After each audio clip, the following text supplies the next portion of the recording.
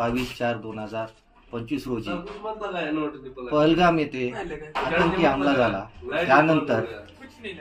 त्यानंतर आमच्या मनामध्ये एक प्रकारची दहशत निर्माण झाली आणि आमचं एवढंच म्हणणं आहे की प्रशासनाने आम्हाला इथून आमच्या ठिकाणी पोहोचण्याची आमची व्यवस्था करावी। आमच्यासोबत माझ्यासोबत माझे 4 भाऊ, मी असे एकूण 4 जण आहोत आणि माझी विनंती आहे की प्रशासनाने किंवा महाराष्ट्र शासनाने आमच्यापर्यंत मदत पोहोचून आम्हाला नांदेडपर्यंत पोहोचण्याची व्यवस्था करावी।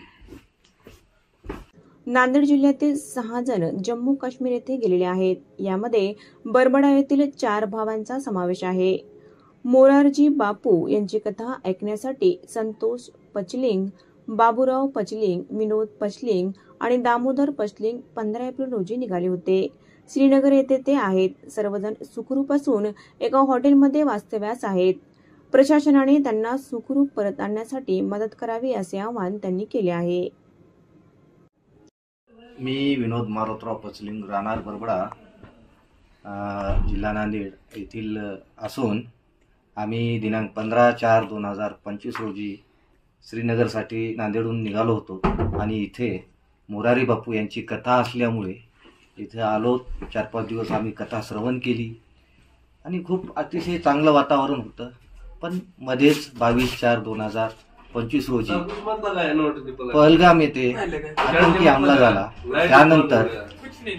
त्यानंतर आमच्या मनामध्ये एक प्रकारची दहशत निर्माण झाली आणि आमचं एवढंच म्हणणं आहे की प्रशासनाने आम्हाला इथून आमच्या ठिकाणी पोहोचण्याची आमची व्यवस्था करावी।